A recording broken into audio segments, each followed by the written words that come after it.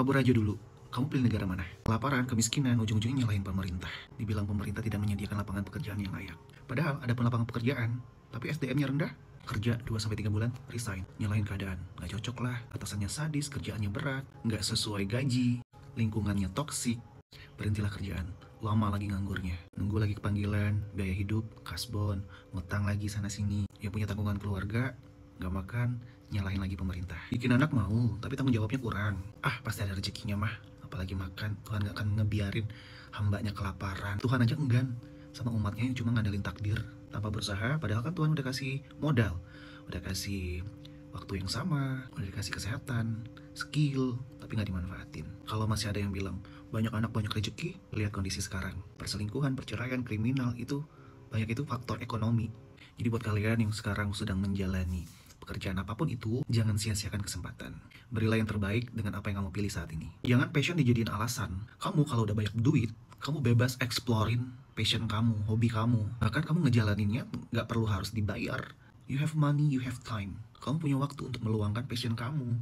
Masih banyak kok yang kinerjanya kerja nyambi lah, entar-entar lah. Kalau dilihat, dipantau atasan, baru kerja. Diperintah dulu tanpa inisiatif. Kopi kalau menjelang gajian, semangatnya.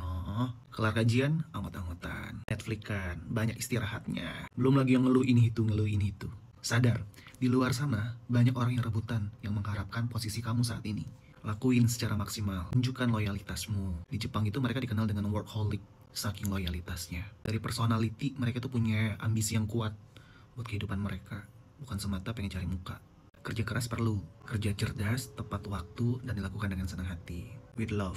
Kalau dibilang kerja keras itu pasti sukses, kuli-kuli bangunan itu mereka kerja keras banget. Tapi gak semua kuli bisa sukses kaya raya.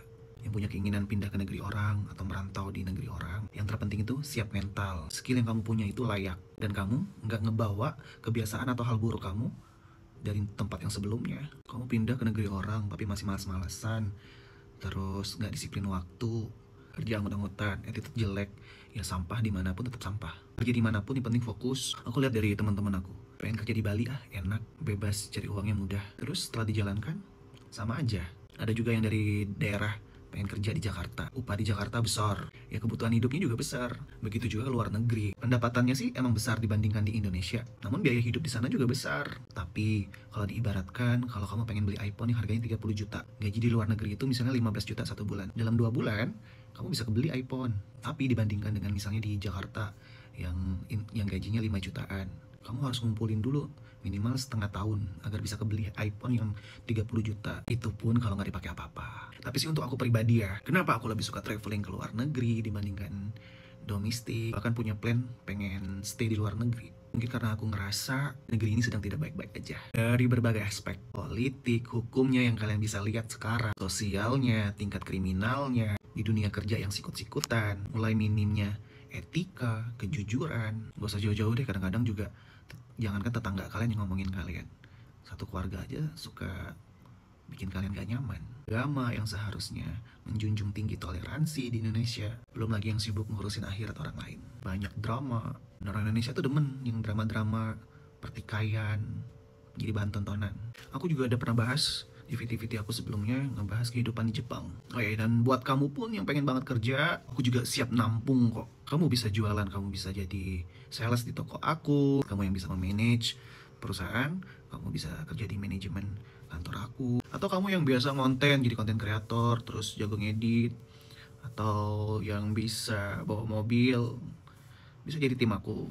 Sangat respect banget buat kalian yang punya ambisi yang kuat, pengen maju bareng, gak banyak ngeluh, attitude-nya bagus, disiplin, kerja dengan hati, yuk kita maju bareng. Tapi kalau cuma sekedar ngandalin gapok doang, kerja ala kadarnya, yang penting masuk, kerja asal-asalan, tanpa mau belajar, mending gak usah, cari pekerjaan yang lain aja. Karena kerja sama aku tuh bawel. Itu aku terapkan semata untuk meningkatkan sumber daya manusia di Indonesia biar makin maju lagi. Karena banyak banget perusahaan-perusahaan di Indonesia itu membiasakan karyawan-karyawannya itu tidak disiplin. Sangat tinggi toleransinya. Alasan macet lah, banjir lah, ini bla bla bla bla bla, bangun kesiangan bla bla bla bla bla. Tapi kalau di negara maju kayak Jepang gitu, dia nggak peduli apapun alasannya.